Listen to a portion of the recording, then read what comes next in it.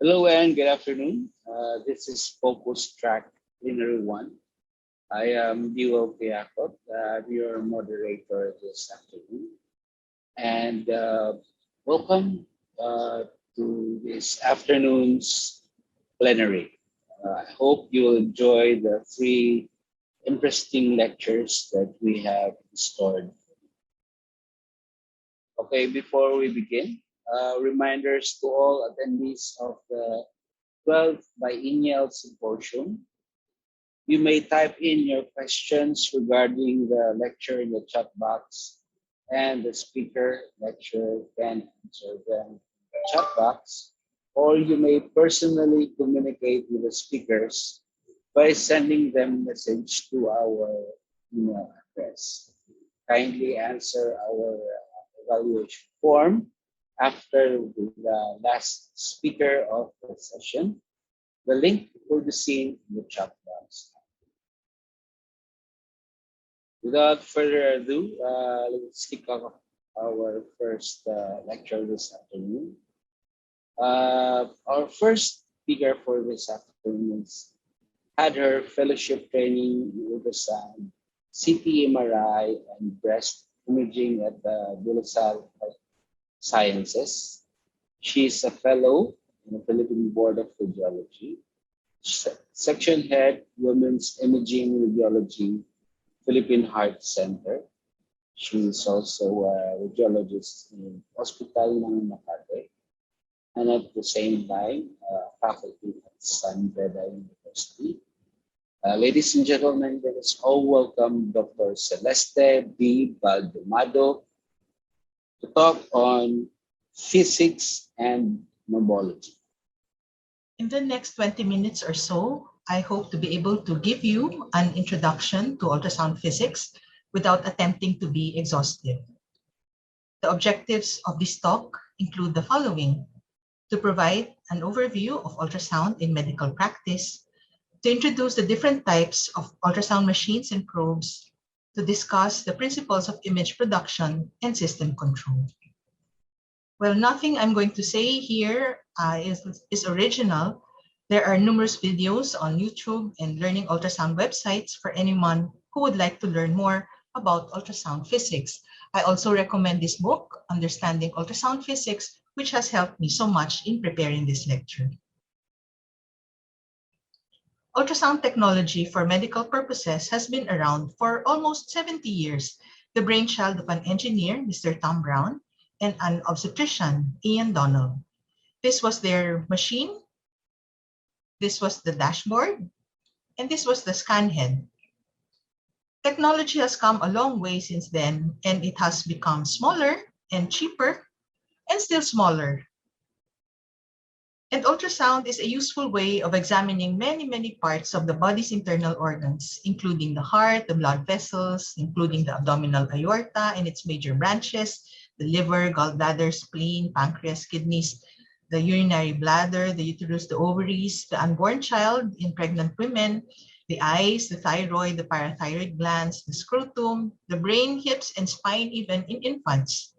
But the thing is, you have to know how to use it properly, as ultrasound is operator dependent.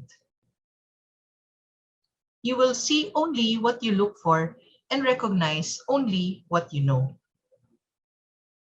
So, how does the ultrasound machine work? The machine emits sound waves, which are electronically generated through the transducer. These waves are echoed back. The transducer picks them up, processes them, and converts them into the image that you see on the screen, with the first returning echoes on the top of the screen and the last to return in the bottom, like in this case. The footprint of the probe, in this case a convex probe, appears on top as it is applied to the skin, and the baby appears on the bottom half of the screen. Inside the transducer or the probe are piezoelectric elements or piezoelectric crystals. When electrical energy is applied to them, these crystals vibrate. And they produce sound waves at a certain frequency. The same transducer acts as a receiver of echoed waves and converts them into electronic signals,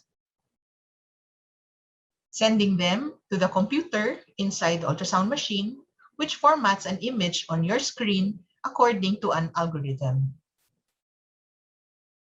So what happens to the sound wave when it enters the human body? We go into the interaction of sound and matter. The first thing to know is that the sound wave gets weaker. Sound waves weaken when they travel inside the body. Like in this image of the liver on your left, where you see clearly the parenchyma closest to the skin and the probe, and the deepest part is blackened out as the signal gets weaker as it goes deeper into the body. This is why there is a button or a lever in the dashboard of the machine where you can quote-unquote gain back the signal that is naturally lost in the body. Adjusting that will compensate for the weaker, deeper signal, but we will talk about that later on. As you can appreciate in this example, attenuation results from three processes. They are absorption, reflection, and scatter. In absorption, energy is lost by conversion to another form of energy, like heat, which happens to up to 80% of the total attenuation in soft tissue. The higher the probe frequency used, the more likely the energy of the sound wave is going to be absorbed by the soft tissues and converted to some other form of energy. Different materials have different coefficients of absorption. Of these, water has the lowest coefficient of attenuation, and this means that it is a very good conductor of ultrasound waves. Water within the body, such as the urinary bladder, forms natural windows through which the underlying structures, like the prostate and the uterus, can be easily imaged. Some of the propagating sound energy is redirected and returns towards the transducer. The reflected angle is the same as the transmitted angle. Actually, the reflection of an ultrasound wave depends upon the difference in the acoustic impedances of the two tissues at the boundary. But wait, what is acoustic impedance?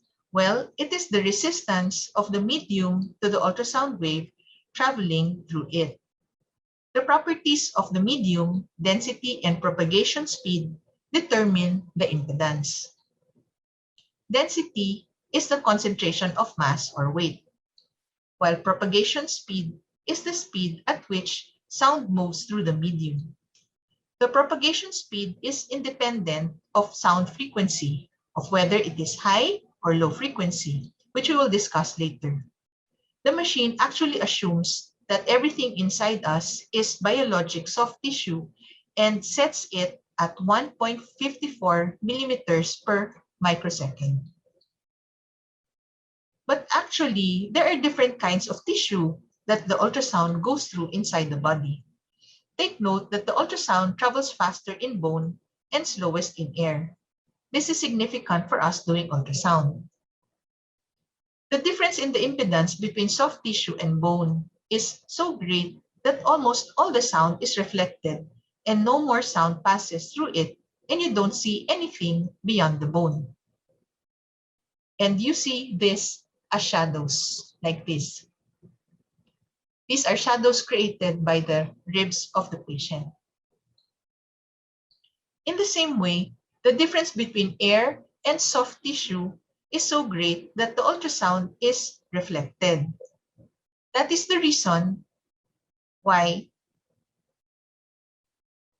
we have to use an ultrasound gel, an acoustic coupling gel, so that we will be able to see the tissues properly. The gel ensures proper contact between the transducer and patient for sound to travel through the tissues. It eliminates the air in between the probe and the patient's skin. How does the imaging system know which reflector is nearer the probe to put it on top of the screen, and which one is the deeper reflector to put it in the lower half? Well, it's similar to what the bats or the submarines use. The computer in the machine calculates the go return time, and then it knows which one to put on top and which one at the bottom. The greater go return time, the deeper is the structure. In soft tissue, the depth is calculated to be 0.77 multiplied by the go return time. And the machine positions the dot in its place on the screen. Now, how does the system know what shade of gray to assign to a structure? How well the structure reflects ultrasound is known as its echogenicity. Those that are strong reflectors appear hyperechoic, that is, more echogenic or brighter or more white than the surrounding tissue. On the other hand, those that do not reflect echoes are anechoic and appear as black. Here are two lesions in the liver to illustrate echogenicity. The lesion on your left is black, therefore anechoic, while that on your right is hyperechoic and appears more white relative to the rest of the liver parenchyma. Outlined here in yellow for your better appreciation. Last but not the least, the ultrasound wave is weakened by scattering. This happens when a reflector is much smaller than the ultrasound's wavelength and the energy is diverted to all directions. In clinical imaging, the interaction between the red blood cells and ultrasound wave result in scattering. Irregular surface structures also scatter ultrasound waves in all directions, and speckles are formed in the image. That grainy appearance in the ultrasound image is formed by these speckles. The higher the frequency, the greater is the scattering. And this leads us to the discussion on frequency, sound frequencies. You realize that you don't hear ultrasound waves, though they are sound waves. That's because the human ear can hear between 16 to 20,000 hertz, which is 0.02 megahertz, whereas ultrasound is between 1 to 20 megahertz. Most ultrasound transducers are capable of creating sound waves in a range of frequencies, which you can control in the dashboard. If a higher frequency is desired, the piezoelectric crystals are set to vibrate at a faster rate. While if a lower frequency is desired, the crystals are set to vibrate more slowly. When will you use a higher frequency and when will you use a lower frequency? Frequency and wavelength are inversely related. If you want to achieve more penetration because the structure is further from the probe or deeper inside the body, a low-frequency transducer is appropriate. However, the trade-off is that lower resolution because of the lower frequency. Conversely, if the structure being imaged is nearer the transducer, then a shorter wavelength is enough, so higher frequencies are appropriate. This will give better resolution. The best, actually, is to use a transducer which will give adequate penetration, reasonable resolution, because a transducer uses adequate frequency. A practical way to remember this thing of the sound frequencies is to realize or remember what happens when your neighbor plays loud music. You usually hear the bass, which is a low-frequency sound, and it pounds your ears. The high-frequency sound produced by the singer is not heard. That is because the high-frequency waves cannot penetrate your walls, while the low-frequency sounds do. Now, which transducer or probe is used for which type of examination? There are many types now, and some of them are used for 4D and 3D applications. I will limit myself to the 2D probes and their applications. The most used probes or transducers are the curvilinear and linear probes, as well as the phased array probe. The curvilinear probes, depending on the manufacturer, can have frequencies between 2 and 5 megahertz. They have a wide footprint or aperture. As such, they are usually used for examinations involving the abdomen, which includes obstetric applications. Another probe with a wide aperture or footprint is the linear probe, which has a frequency range of 2.5 to 12 megahertz. These can be used for thyroid, breast, lung, vascular, and arthrogenous examinations. Before the advent of curvilinear probes, and that was in the last century, you were even using the linear probes for examinations in the second and third trimester of pregnancy. Here is a probe which has a small footprint and a low frequency, from 2 to 7.5 megahertz. That's the phased array probe, which is used for cardiac examinations and cranial ultrasounds in the newborn. So now that you know what probe to use and what frequency to set, for what are the control buttons that we see on the dashboard? Well, certainly they are for optimizing the picture. In the dashboard, there are these control buttons. There is one to enter the patient's name. Proper patient identification is the first thing to do. Then you can choose what probe you are going to use.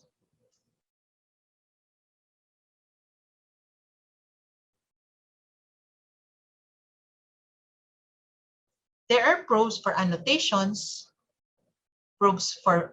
buttons for measurements, and there are icons for body parts. There's a button for the different modes, etc. One common feature among ultrasound dashboards is the time gain control, or TGC. We have already talked about this when I discussed ultrasound beam attenuation.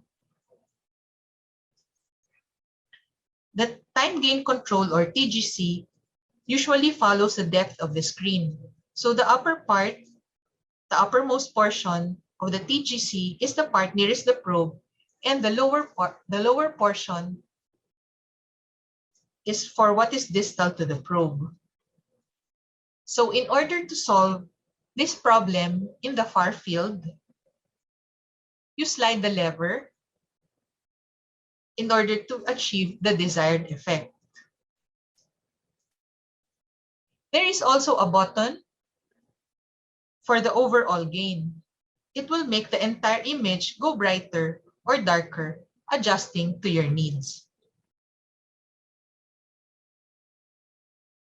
The next important knob to know is the focus.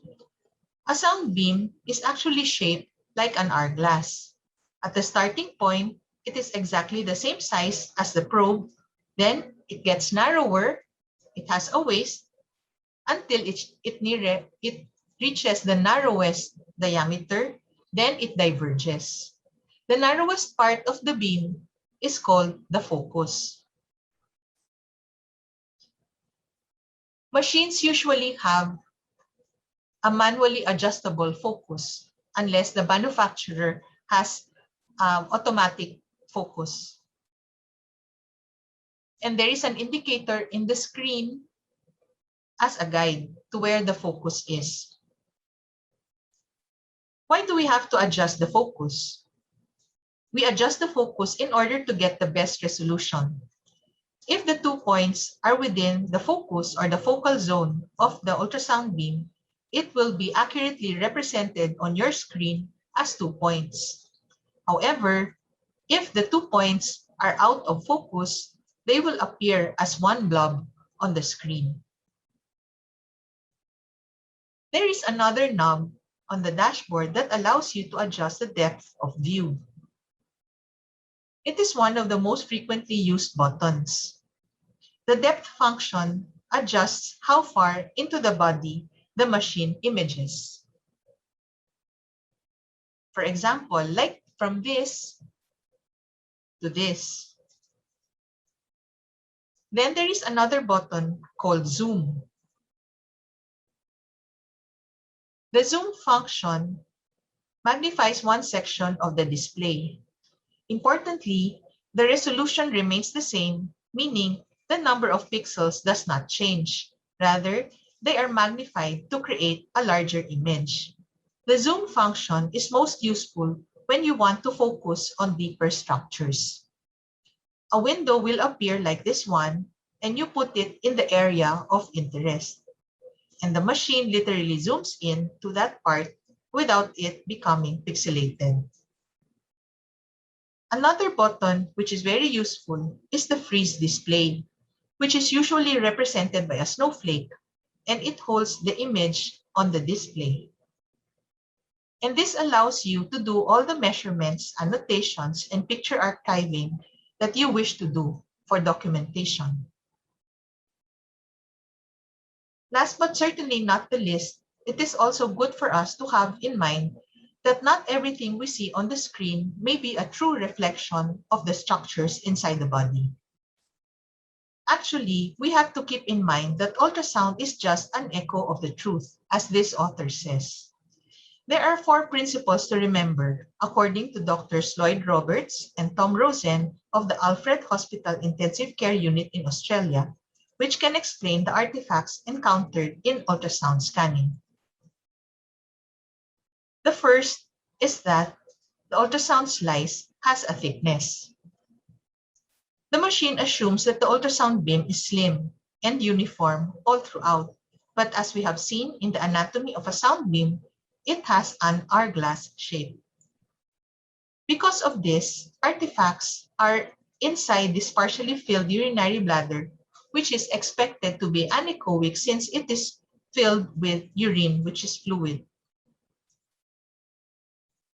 Side lobe artifacts are those produced because the machine assumes that the beam looks like this.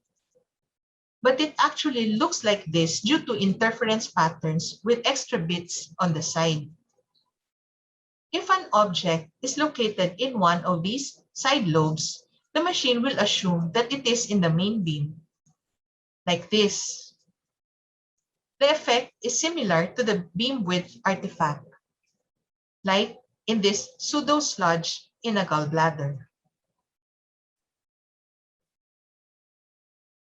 Another principle to be kept in mind is that the machine assumes that the distance to a reflector is determined from the time it takes for the sound to return. But speed of the sound varies depending on the tissue, and the beam may undergo multiple reflection before returning. This can lead to reverberation artifacts. This is what the machine assumes.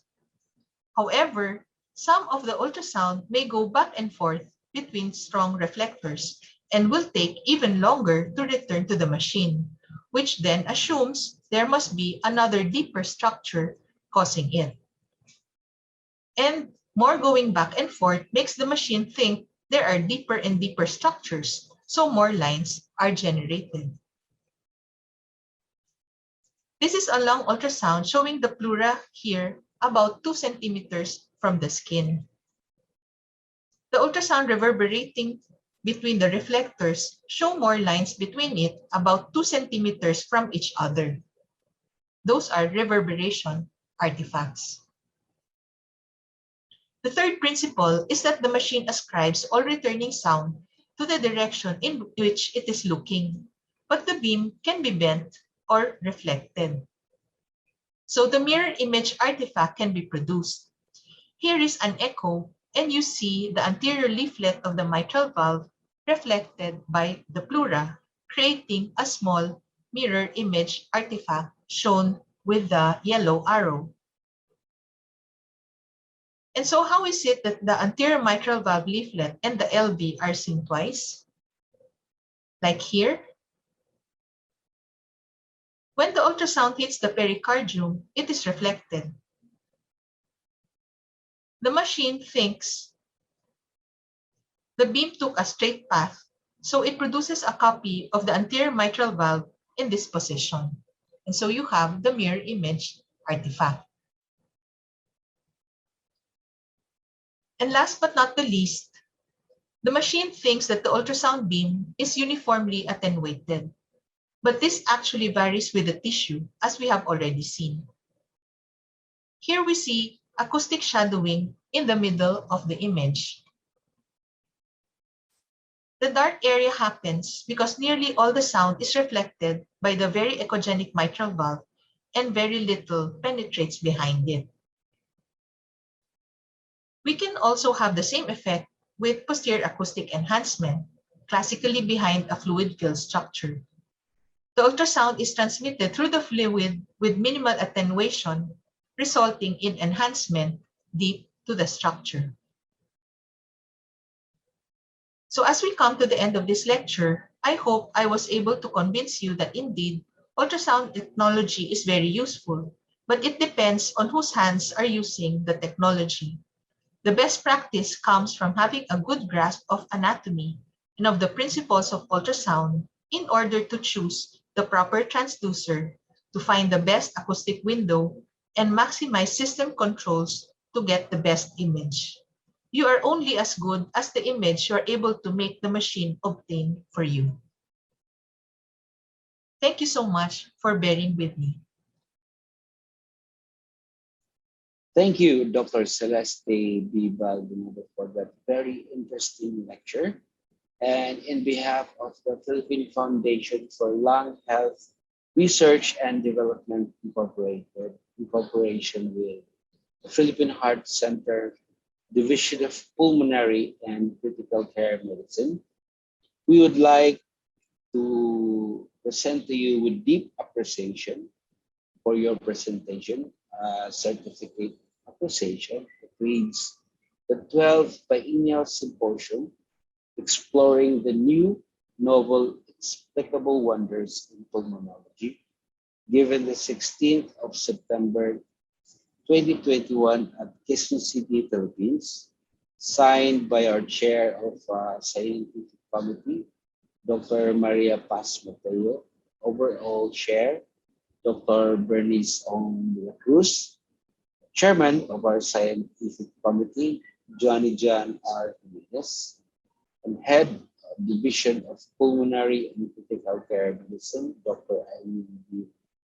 Guzman Banson, and our current President for the Foundation, Dr. Cesar Antonio O. Siglo. And we would like to invite all the participants to attend the Boehringer Ingelheim Dinner Symposium after the last session.